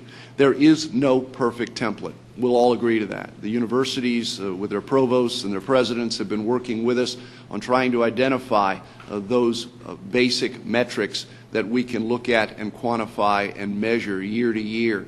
And we are the first to admit they can constantly be tweaked and amended and changed, added to and deleted from, but at the end of the day, we are really trying to bring this one in for a landing so that we can ultimately say, these are the metrics in a dashboard indicator approach that we would like to adopt for the coming year. We can always amend them next year, and I trust we probably will. We'll add more. We might tweak the way we approach them, but we have got to ultimately reconcile ourselves to a set of metrics and a format for advancing those metrics that makes sense and at least reach consensus that ought to move us forward on this issue. So what you see today and what Dottie is about to very quickly, and I promise you she will as soon as I stop, quickly walk you through is where we are today. And when I say today, this has even been evolving over the last 72 hours. But I'd like to come away from this presentation with a clear indication by the members of the board, with the help of the presidents, that we are moving in the right direction and actually getting very close to being able to say grace over this one so that we can ultimately use it as a very important tool of accountability for all the other things that we need to engage in as a system, and that includes the request for significant funding advancement for our cause with an accountability-based approach to that. So thank you for indulging me that, Mr. Chairman, and again, if you will allow, then I'll turn it over to Dottie to bring us up to speed on some of these things. Very good. Let me move through this very quickly. The two documents that probably will be helpful for you to have in front of you, one is actually the full template that we mailed, we FedExed to you the other night. The other is the two-page front and back black and white document. I apologize, no color at this point, last minute. Trying to be responsive to some of the feedback we received from board members. It is stapled on the right-hand side, so watch your page numbers on this. But we really need input from you and your guidance on just a couple of things. One, of course, is whether or not the template does capture the metrics that are most needed by you for your decision-making processes. And then we were asking the question about whether the dashboard presentation was an acceptable approach. And as mentioned, we got some good guidance about maybe instead of blocking it out in the traditional undergraduate, graduate, and research and economic development categories, that we instead at least make the paper version approachable from the strategic planning perspective. Certainly once we get to a web-based version, we could set it up so individuals can approach the information through various means.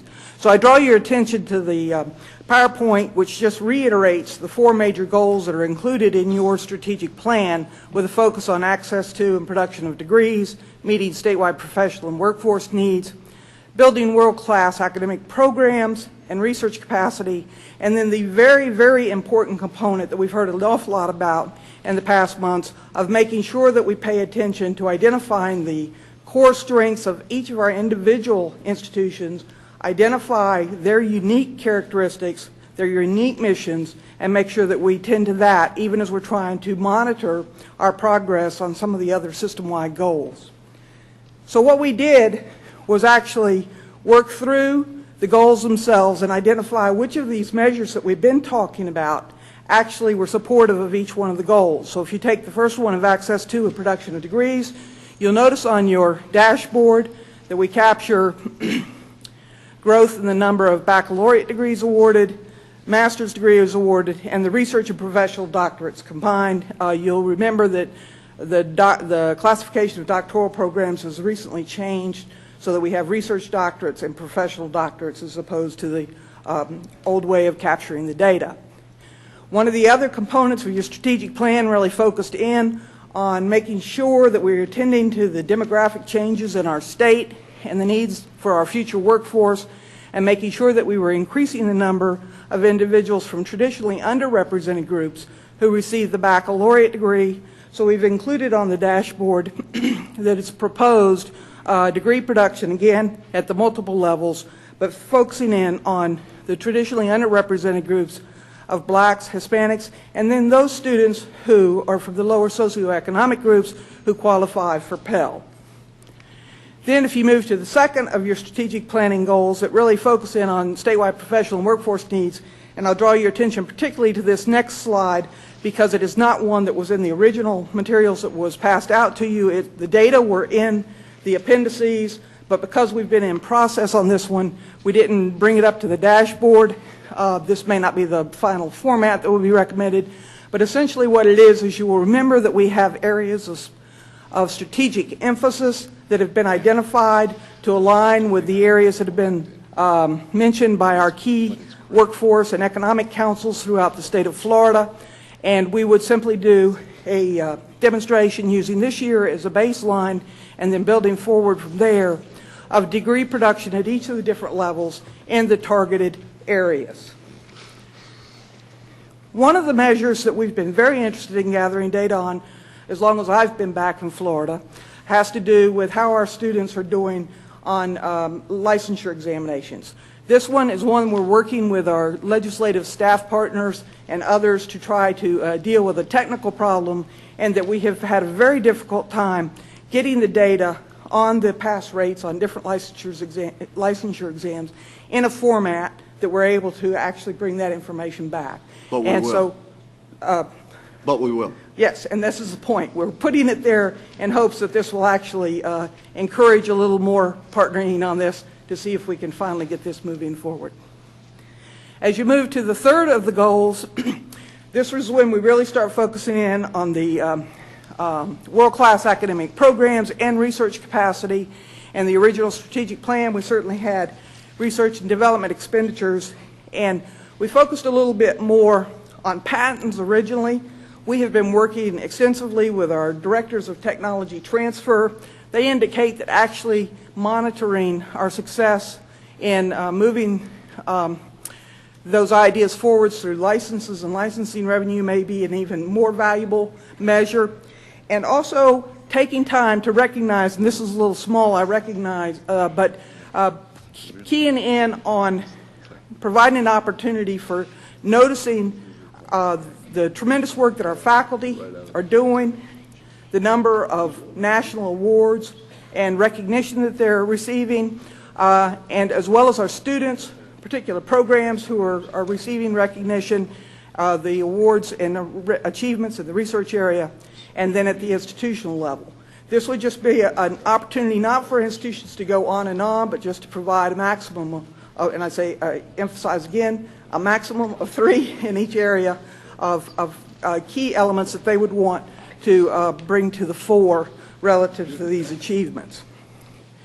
Then we get to the fourth goal, which really is when we key in on the institutional strategic goals. And as Governor Martin has mentioned, he's going to be working with representatives from each of the campuses, and another portion of our strategic planning discussion has got to be, helping the Board of Governors have a better understanding of the individual institutional missions, visions, and strategic goals, strategic plans, and how they align with the goals and strategic plan at the system level. So we want to make sure as we work on the format to allow time for the institutions, particularly those with distinctive missions, different areas of foci, to make sure that they're capturing measures that really highlight their performance in these areas. And then there are a number of measures that are, this is kind of just a continuing cluster that provides some context and also captures a little bit on the effectiveness. This is where we've captured the retention and graduation rates. We know that there has been an ongoing high level of interest about our student-faculty ratios, and we want to make sure that we continue to pay attention to the successes and the challenges that our institutions face relative to trying to gain other efficiencies in with the level of funding that they have. I'll pause at this point, Governor Martin, and ask if there, as you look through the documents that have been provided, are there particular areas that we have just simply missed that you feel like need greater attention? And then there are a couple of very specific questions that we can either deal with, or if you want the Chancellor to continue with it from there. Okay. First, I would like to commend staff for doing a great job the past 72 hours and beyond in terms of bringing us to this point. And also would like to thank Provost Wilcox for the show and tell at the last meeting, the workshop. We used them as an example, and they did a very good job on a short notice and working us through the workshop as well. Open up for discussion among the board. Are we hitting the target in terms of what we really need to, Governor Dasburg? Again, I'd like to add my compliments as well. I think this is a terrific start, if you will. It's very important to keep in mind that we spent a lot of effort in the strategic plan, and that we really need to make sure that whatever we're doing here is consistent with the strategic plan. Now, if we discover as we go along that we want to alter the strategic plan because we want to measure something else, and it's strategic, not tactical, we ought to just make sure that on an annual basis or every 2 years we just update the strategic plan.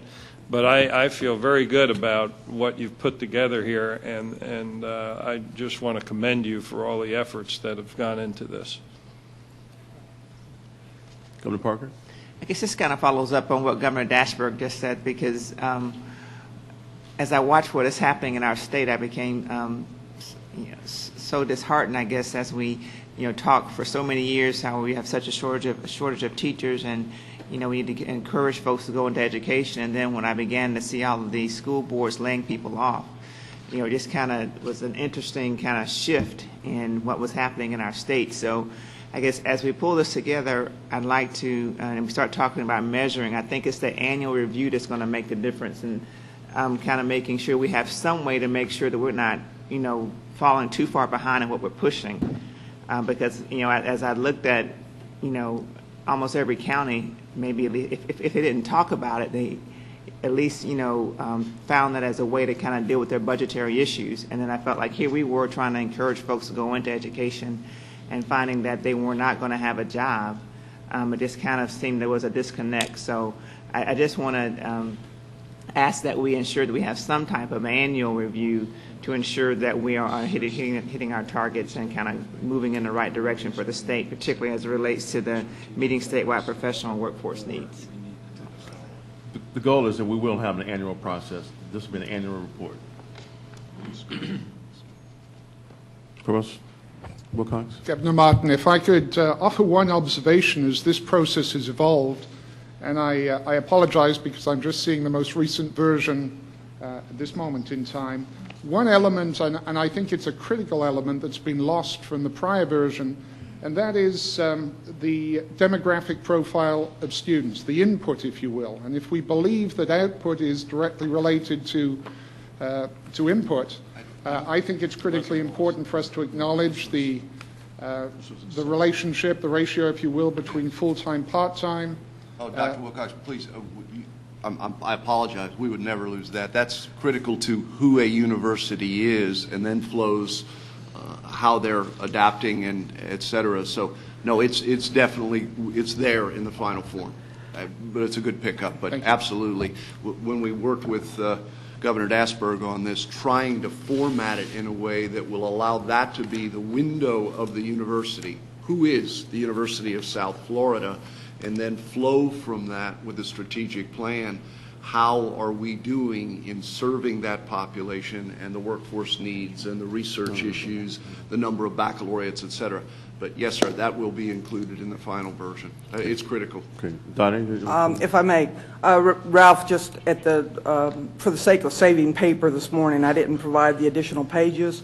The next page actually starts with an opportunity for the institutions to take over with their narrative, and one section of that actually includes the demographics. It'll start with mission and vision, that demographic background that gives you a sense of the institution, and then an opportunity to provide narrative, to either provide context, explanation, highlight, whatever is needed in each of the goal areas before we actually go into the appendices with the detailed information. I'd actually be more than delighted if you just included the table you included in the last version, which and it's pretty much similar to that, yes. Okay. Governor Temple. Yeah, I brought this up before. I mean, when we started this process, our strategic emphasis was graduating more engineers, more nurses, more teachers. And now we have regional workforce needs, globalization, STEM, security, health professionals. I still think this needs to be simplified, and we need to talk about that in our strategic planning so that when you show this to a legislator, he can understand it. I don't understand it. That is our ultimate goal. Good. Clear, concise, consistent. Yes, sir. Understandable. Tied into the strategic plan, right. Flowing from the strategic plan.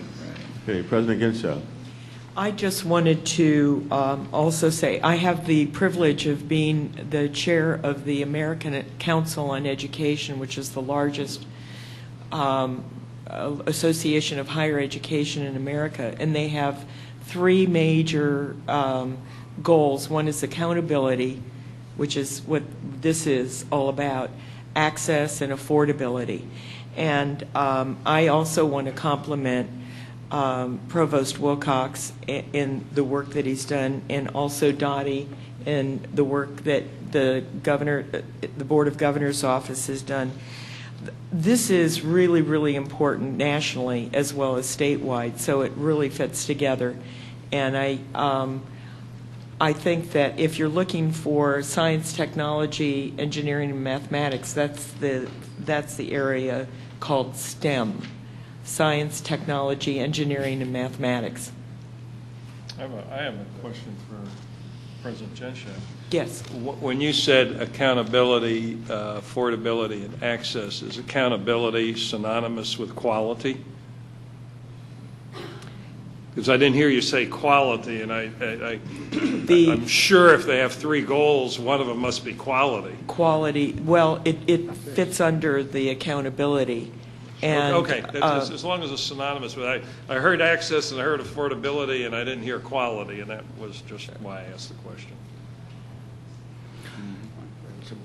In some ways, the more things change, the more they stay the same. When I got involved in central administration back in the early 70s, somebody told me there were three important things, affordability or cost, we just said out loud then, quality and accountability, and access. And by golly, they were right. Still there. Dottie? There are just a couple of questions that I wanted to make sure that they were on your radar screen. One is, obviously, we're doing a parallel system level report, and if there are some particular indicators that you would like for us at least to report on at the system level that we haven't included in the institutional reports at the top of the pyramid, if you'll let us know. Also, in recognition of the fact that we have some institutions that are non-research intensive, we've been having some discussions about perhaps on their templates replacing the licensure and licensing income with an alternative measure that would speak more to their specific mission, if you're comfortable with that, and letting us move forward with finalizing that. And then I know that before we finish out, I just want to make sure that we talk a little bit about schedules. Okay. Are there any other questions?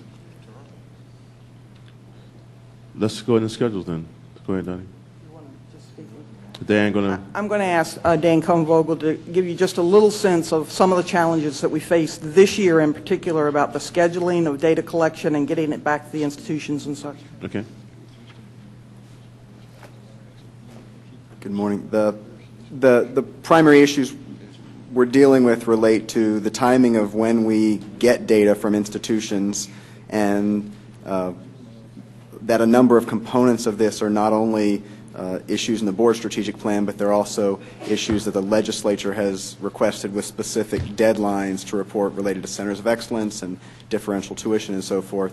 And so in an effort to give all the institutions, particularly in this first round, an opportunity to review the data that we populated the reports with, to provide the data that they're going to add to those reports, as well as the narrative and the context, we're going to try and get out as much as we can in the coming weeks, so that there's at least 4 weeks or so to respond and review, and then complete the templates with data that come in to us usually in October, November, as quickly as we can.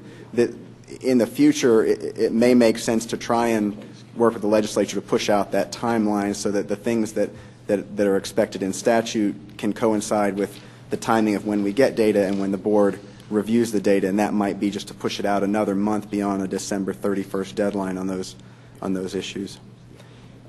So that we're going to work with the university as much as possible to give them ample time to review the data and give feedback and make sure everything is straight and consistent. So will you develop a specific schedule and send it out to them so they'll know what the time frames are for responding to whatever information that you will be collecting and sending back to them for review? Yes, and I think the one thing that we wanted to provide an alert on is we know that university boards of trustees already have their schedule planned for the rest of the year, and therefore the Board of Governors may want to consider some flexibility relative to submission of reports subject to final approval by the boards of trustees and such, because we do have some scheduling issues this year. But per Chancellor Brogan's guidance and our best thinking on this, we'll try to get out a full year calendar for next year so that as institutions are setting up their trustee meetings, they know when we will need this information back in future years. Okay, very good. Any additional questions or comments on the process? Governor Stonewall. Question is, the reference of the baccalaureate degrees awarded as part of the report. I seem to recall the Pappas report said that we have a shortage in the state of Florida of baccalaureate degrees, and they recommended they talk about the community colleges being part of getting more baccalaureate degrees. We're just talking here about the universities. Are we talking about the state of Florida or just universities? Just universities at this point, yes. Okay. State university system. Okay, Chancellor? I suppose, to all of these issues and take a page from the chairwoman earlier, and I'd just really like to get a general sense, without a vote required from the board, as to whether we're heading in the right direction or not. Because if I get an affirmative on that, then we're going to pick up steam on these issues, because I think we've talked about them for years, and now it's time to begin to put them to bed, always knowing, as was stated, that the only good way to have a strategic plan is to annually review it and amend it as a living document, should that be the case, but also know that a strategic plan without accountability at the end of the day is not a strategic plan. So if you all feel as though we're headed in the right direction, we will pick up momentum on this so that we can ultimately put in front of you the final product, at least reach through consensus. Whether people agree passionately with every single item or would like to see things amended, take that up in the future, but at least be able to bring it to closure for this moment so we can begin to use it for all of the very important things that we all have to do out there. I second that. Okay, sounds like we are proceeding. If there are any specific comments that you might have, I would recommend that you make sure that the Chancellor is aware of any particular issues that there may be.